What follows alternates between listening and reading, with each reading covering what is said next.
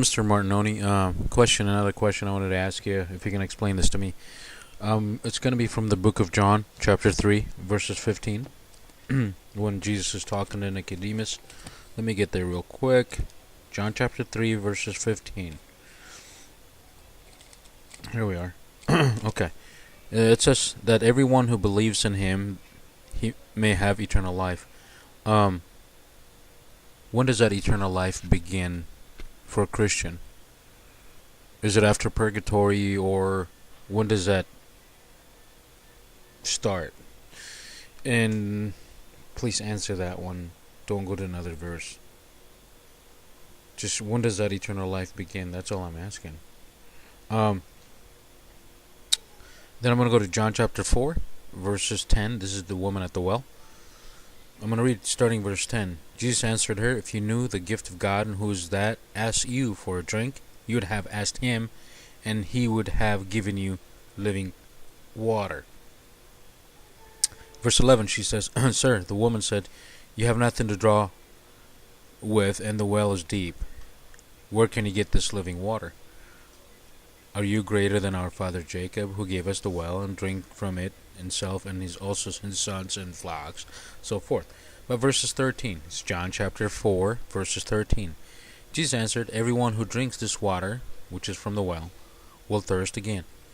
Verses 14, "But everyone who drinks the water I give him will never thirst. Indeed, the water I give him will become in him a spring water welling up eternal life." When does a Christian receive that water where he'll never thirst again?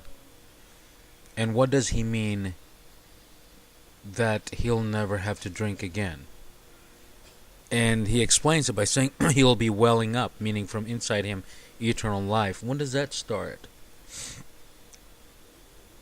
When does that thirst get quenched? Could you please explain that to me? That part, please. When Jesus says to her, "If you drink this water, you'll never thirst again." Actually, you'll well up eternal life. He promises never, meaning 100% never. She'll never thirst again. When does that start?